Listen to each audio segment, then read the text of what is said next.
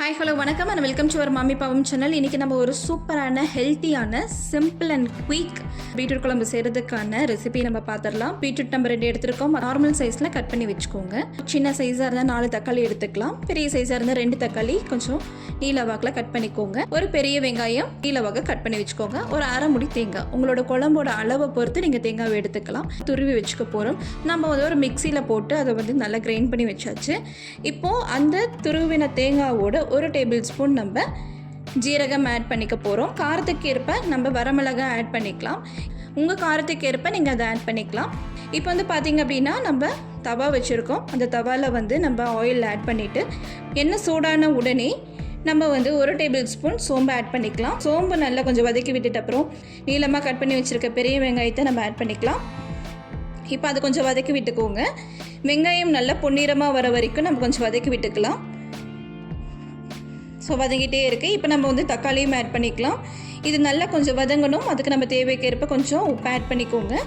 உப்பு நீங்கள் ஆட் பண்ணி வதக்கும் போது உங்களுக்கு சீக்கிரமாக ஒரு கோல்டன் கலரிஷில் உங்களுக்கு வெங்காயம் தக்காளி வதங்கிடும் நல்லா. ஸோ அதனால் உப்பு நம்ம ஆட் பண்ணியிருக்கோம்.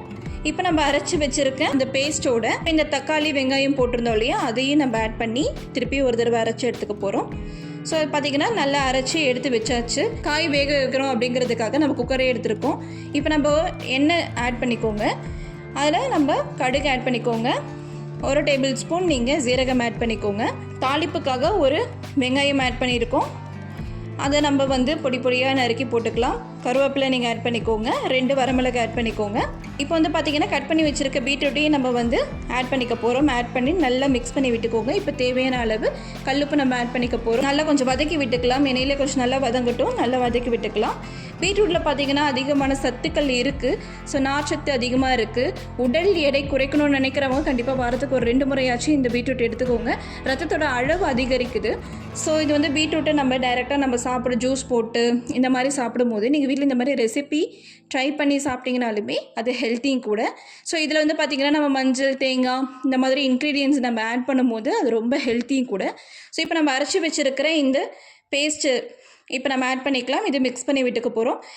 இப்போ இங்கே பார்த்திங்கன்னா எண்ணெய் திரண்டு வருது இல்லையா, அந்த மாதிரி நல்லா கொஞ்சம் மிக்ஸ் ஆகிற டைமில் நம்மளுக்கு வேணுங்கிற தண்ணி அளவு நம்ம ஆட் பண்ணிக்கலாம்.